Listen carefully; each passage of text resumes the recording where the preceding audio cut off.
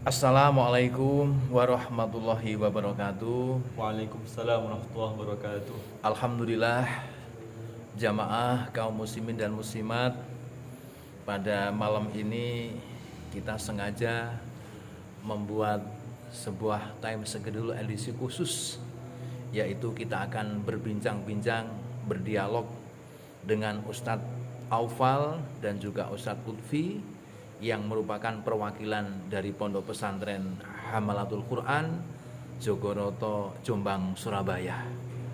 Maksud kami adalah agar kita masyarakat nanti sedikit mengetahui seluk-beluk tentang pondok pesantren yang beliau tempati belajar. Siapa tahu ke depan anak-anak kita, cucu kita, dzurriat kita ada yang ingin belajar di sana. Alhamdulillah, malam ini langsung kita bertemu dengan Ustadz Aufal. Beliau adalah orang-orang yang sejak kecil belajar di sana.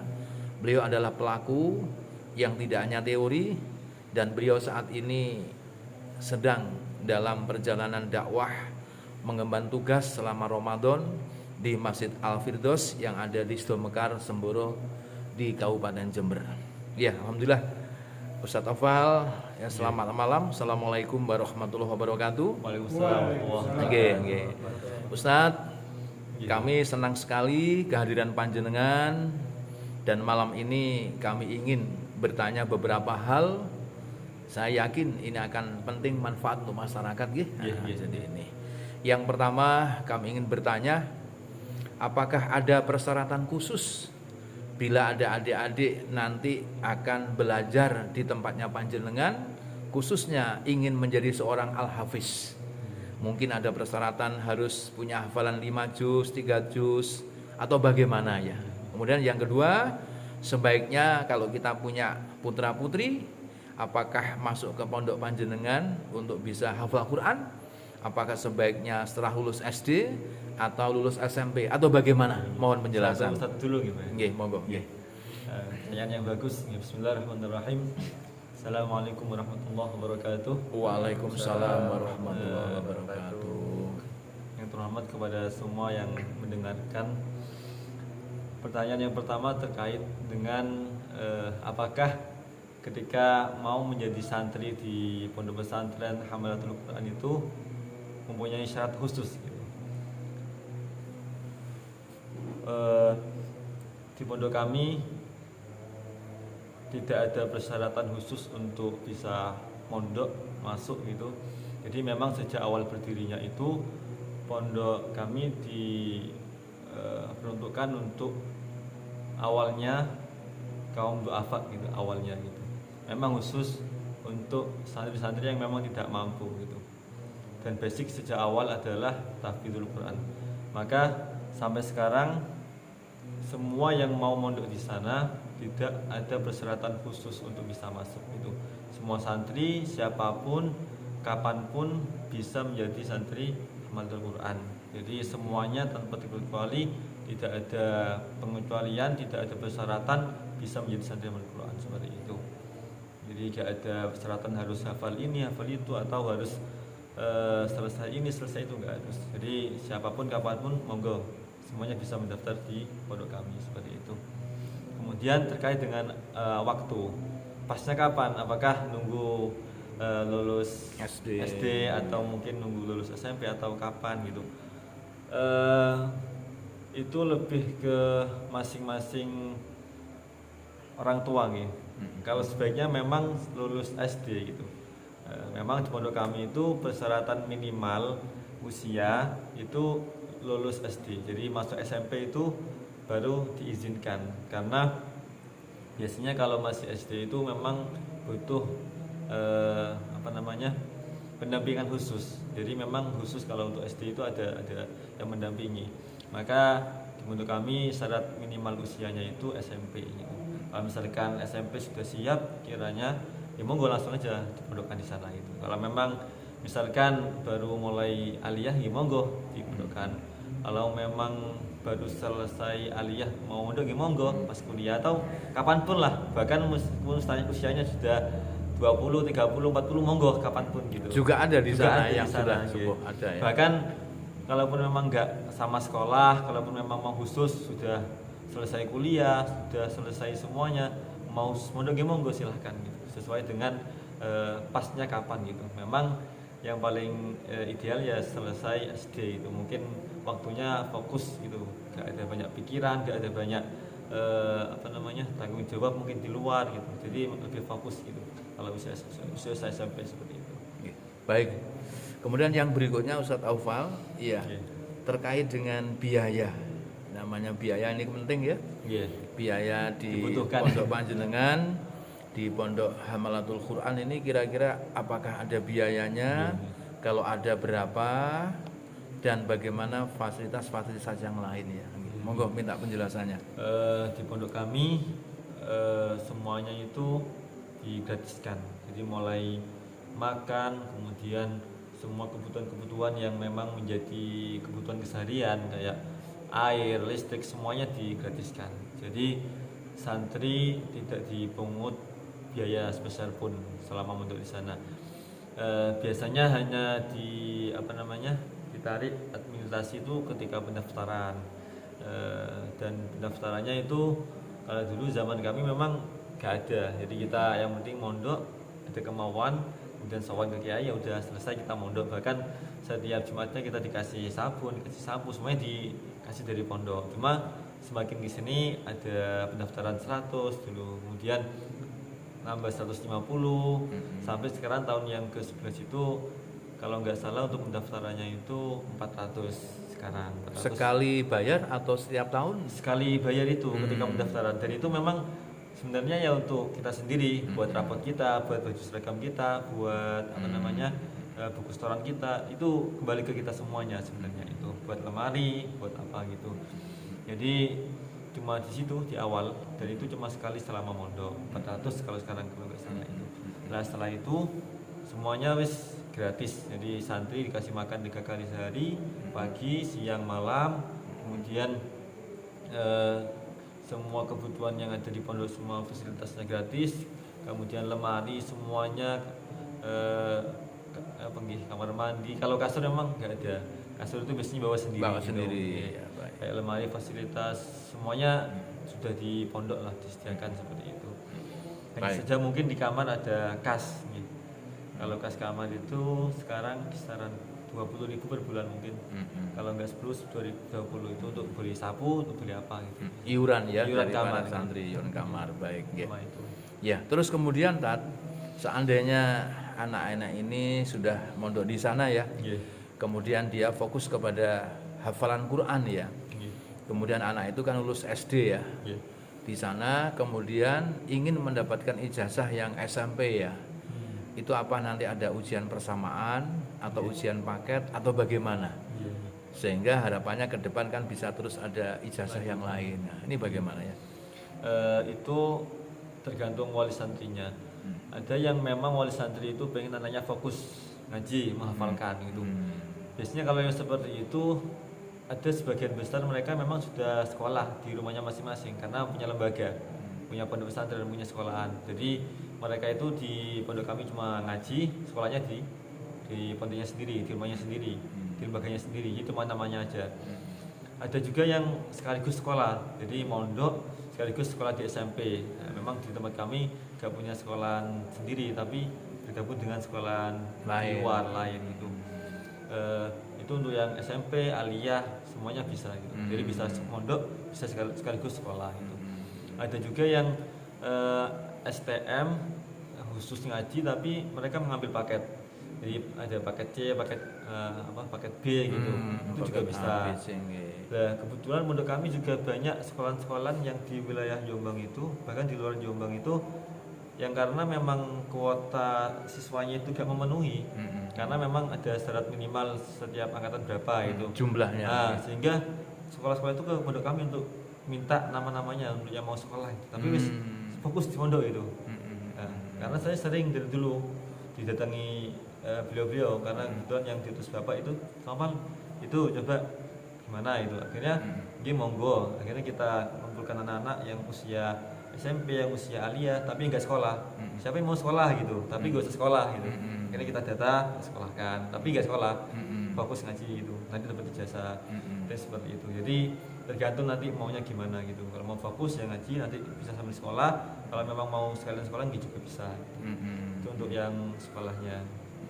Jadi masih bisa lah kalau Ya, mesti baik. lanjut sekolah. Terus saya Banyak- dengar-dengar banyak Ustaz pilihan Taufal, gitu. saya dengar-dengar bahwa para santri di sana tidak hanya sebatas dia menghafal Quran, tidak hanya sebatas mendapatkan pendidikan sekelas atau sejenjang SMP, Iya. aliyah, tapi juga sampai bisa kuliah ya. Iya, iya.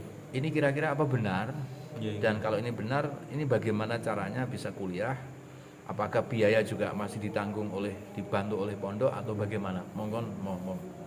Ya, kalau kuliah sendiri itu memang karena program di sana itu program tahfidz cepat nih. Jadi basic teman-teman santri yang mau di sana itu kebanyakan memang mengambil apa namanya? Akselerasi gitu, percepatan. Jadi kebanyakan mereka lulus aliyah, mau ke Mesir, mau kemana, mau kuliah, entah itu di UIN atau dimanapun itu mereka ke sana sebentar. 6 bulan, setahun selesai baru ke kampus kuliah seperti itu. Jadi hampir di setiap kampus sekarang itu sudah ada anak haki semuanya. Dan mereka menjadi penggarap Quran kayak HTQ ya, kayak apa itu kayak di UIN Malang ada Hayah Quran itu ketuanya juga santri kita, jadi haki juga. Jadi sudah nyebar di kampus manapun gitu.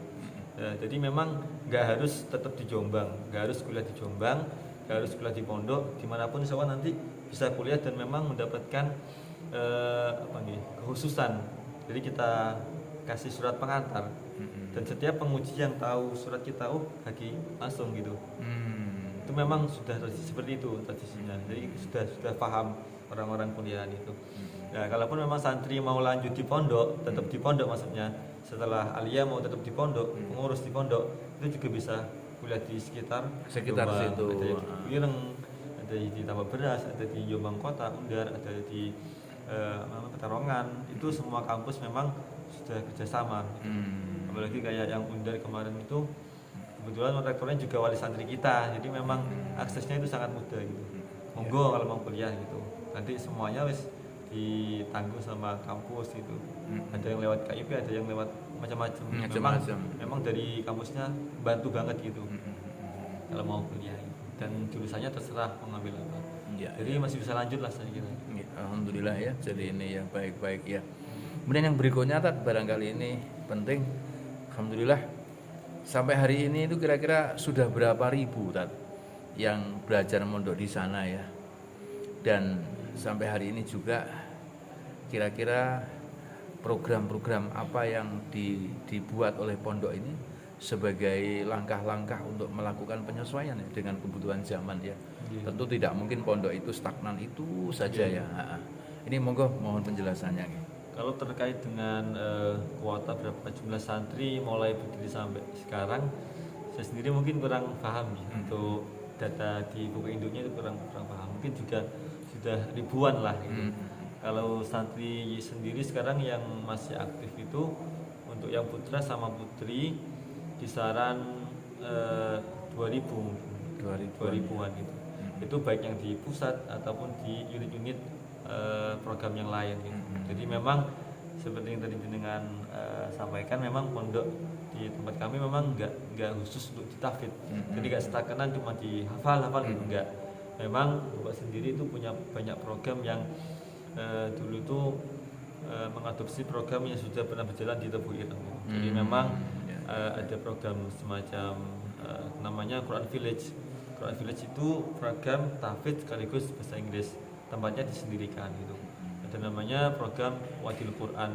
Wadil Quran itu program khusus untuk kitab salaf sama bahasa Arab. Wadil Quran tempatnya juga sendiri. Ada juga namanya PPS, Pondok Pesantren Salafiyah. Nah, ini khusus untuk yang sekolah diniyah. Jadi teman-teman yang usia SMP itu, yang masuk SMP itu biasanya sama bapak itu yang usia SMP yang bagus-bagus itu dipilih gitu. Jadi kita pilih anak usia SMP yang bagus-bagus, kita masukkan ke PPS. Jadi jenjangnya itu 6 tahun. 3 tahun itu setara dengan SMP, 3 tahun setara dengan SMA, aliyah. Cuma nanti kurikulumnya dari kita, semua pelajarannya dari kita, bahasa Arab, bahasa Inggris, kitab-kitabnya dari kita semua. Dan itu lembaga kita sendiri gitu. untuk yang sekolah PPS-nya ini. Dan nanti dapat ijazah pondok sama ijazah sekolah itu 6 tahun. Kemudian yang baru berjalan juga ini ada namanya program Quran Science QS. Quran Science itu memang fokus ke Quran sama sains itu untuk jangka panjangnya. Kemudian ada daurah tahtim, daurah tasbih, kemudian kemarin daurah tasri. Jadi memang banyak gitu program-programnya. Dan memang jangka panjangnya Bapak itu beliau mau mendirikan PJC namanya, Pesantren Jogoroto Collaboration. Jadi ini perpaduan antara Gontor, Tebu Ireng sama Madrasatul Quran. Jadi 3 pondok besar ini digabungkan kurikulumnya, tapi yang menjadi landasan awal itu adalah program tahfidz. Apapun programnya, yang pertama hafal Al-Quran itu. Karena kita melihat sejarah ulama dahulu, semuanya itu mereka hafal di usia 7 tahun, 10 tahun baru mereka mendalami ilmu yang lain. Karena kata Bapak, insya Allah kalau kita sudah bawa Al-Quran, nanti mau belajar apapun dimudahkan. Maka teman-teman yang belajar Inggris, belajar Arab, belajar Muslim, semuanya tahfidz harus selesai. Dan terbukti mereka itu Inggrisnya cepat, Arabnya cepat, semuanya cepat gitu. Karena sudah punya basic Al-Quran. Untuk PJC itu jangka panjang, dan itu mungkin nanti semacam pondok modern untuk PJC-nya itu. Kurikulumnya sudah ada semuanya, panjang bangunnya sudah ada, dan kita sekarang masih menguatkan SDM-nya. Kita membentuk SDM-nya. Karena kalau SDM-nya itu dari luar, dari pengajaran dari luar, bukan dari didikan kita sendiri, nanti gak bisa sevisi misi dengan kita gitu. Maka untuk yang PPS ini, anak-anak kecil yang mulai SMP tadi sampai alia ini memang dikhususkan nanti untuk tenaga pengajar untuk PJC itu nanti. Jadi dibuat santri yang militan memang ilmunya semuanya disiapkan untuk tenaga pengajar di PJC. Dan mungkin yang ini nanti berbayar ya PJC. Dan ini mahal mungkin nanti PJC ini. Seperti itu. Itu jangka ke depan. Mungkin juga nanti sampai yang kampus. Terakhir Tat, barangkali Ustadz Aufal punya pandangan tentang berbagai macam pertanyaan masyarakat kaitannya dengan masa depan ya. Kadang-kadang masyarakat ada yang besok masa depannya Hafiz itu bagaimana ya, kaitannya dengan masa depan ya, masa depan kaitannya dengan kehidupan ya. Barangkali Ustadz punya pengalaman tersendiri, monggo disampaikan sehingga para bapak ibu tidak ragu lagi kalau punya anak, menantu, saudara yang dia seorang Hafiz ya. Monggo. Ya mungkin orang tahu itu hafal Quran itu masa depannya suram gitu mungkin. Ada juga yang hafal Quran engko mangan apa? Mangan di luang ta. Ya mesti ae. Mangan di luang pakai uang kan nasi itu kan.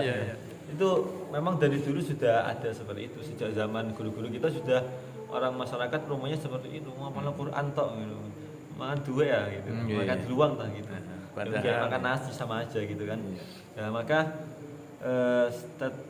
stigma-stigma yang seperti itu saya kira sekarang masih ada gitu. Ada sebagian orang yang mungkin berpandangan bahwa menghafal Quran itu cuma bisanya deresan mungkin, keliling bawa berkat gitu, mungkin seperti itu kan gitu. Menghafal Quran bawa berkat tok gitu. Seperti itu, cuma dibatas itu mungkin seperti itu. Menyekel mik gitu, hataman gitu. Padahal enggak gitu. Itu cuma salah satu syiar untuk ke masyarakat seperti itu, tapi bukan di situ.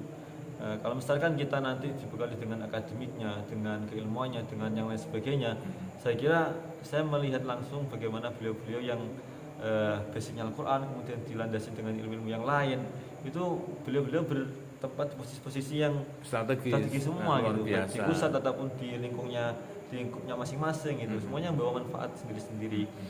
Jangankan beliau-beliau yang sudah ditempatkan punya posisi lah, teman-teman kita sendiri yang misalkan masih dalam proses itu, saya kira kok banyak gitu tempat-tempat yang memang membutuhkan. Kebetulan kami di pondok sebagai pengurus SDM, jadi kami hampir sering dimintai sama lembaga pesantren, lembaga sekolah, lembaga apapun itu untuk meminta tenaga pengajar gitu. Dan itu beliau-beliau ketika datang, nanti apa yang kita siapkan itu, baik tempat, kemudian semuanya gitu, kalaupun mau sekolah, kuliah dikuliahkan, kalaupun nanti kebutuhan apapun disediakan itu sampai seperti itu. Itu kalau memang nanti mau fokus untuk mengabdi di lembaga seperti itu. Kalaupun memang mau mengabdi di lembaga masyarakat, misalkan pondok pesantren, itu juga banyak teman-teman kita yang sudah buka program-program seperti itu. Walaupun mau di dunia kampus juga bisa, kalau mau di dunia bisnis juga banyak teman-teman kita yang itu nggak menghalangi lah. Mau di kedokteran juga bisa gitu, mau di apapun bisa lah gitu. Jadi nggak harus hafal Quran nanti deresan, enggak cuma seperti itu. Tinggal kita mau fokusnya mau apa gitu. Misalkan kita mau menjadi seorang TNI, Polri, apapun sekarang sudah dimudahkan malah. Kemarin dari apa? Terakhir kemarin ada Pak Dudung dari Polri itu kan, Pak Dudung bagian dari Polri, beliau yang kayak ketua berantas berantas narkoba. Bukan, narkoba. Pak Dudung kemarin di pondok itu beliau menyampaikan siapapun yang mau jadi anggota itu kalau sudah punya hafalan itu nanti lebih mudah gitu, monggo semuanya gitu. Jadi saya kira gak ada batasan gitu, mau usaha mau apapun gitu gak ada batasan gitu. Malah kalaupun mau usaha, usahanya berkah sama.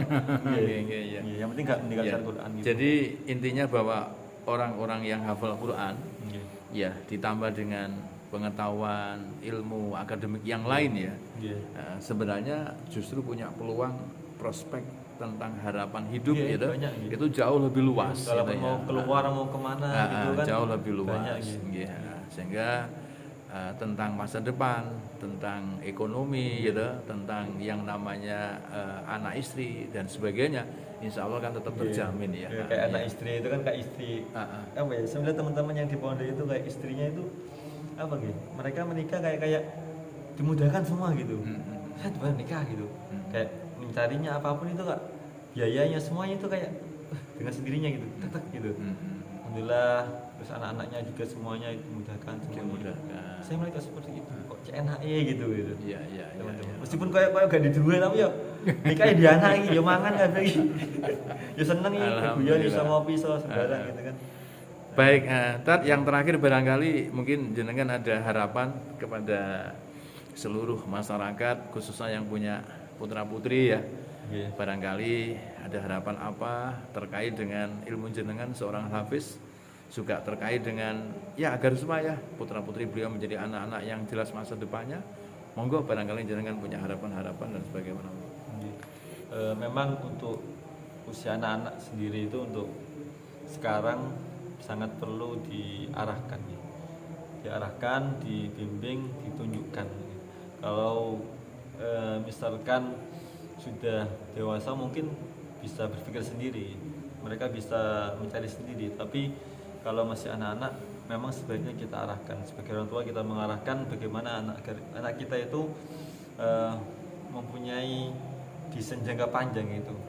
Misalkan sekarang usia SMP harus saya kemanakan pendidikannya gitu, mondoknya gitu, fokusnya apa gitu, kemudian nanti tahapannya apalagi memang harus kita arahkan gitu. Karena kalau misalkan nanti sudah terlanjur dan kelewatan, biasanya itu susah untuk kita arahkan kembali.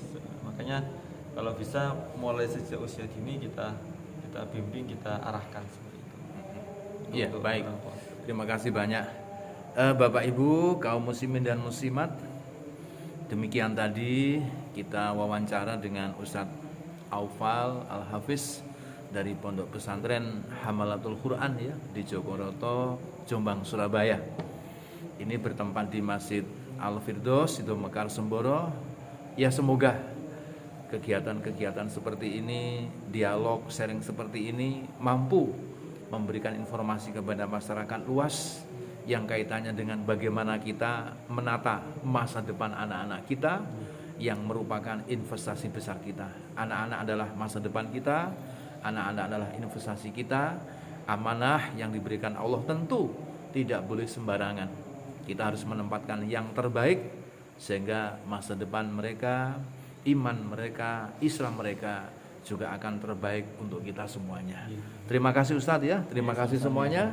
Semoga Allah membantu kita, memberikan kita kekuatan, kemudahan, dan semoga kelak kita semuanya menjadi orang-orang yang sukses, tidak hanya dunia tapi juga akhirat kelak. Amin amin ya rabbal alamin. Demikian Bapak Ibu, matur nuwun, terima kasih. Wassalamualaikum warahmatullahi wabarakatuh. Waalaikumsalam. Waalaikumsalam warahmatullahi wabarakatuh.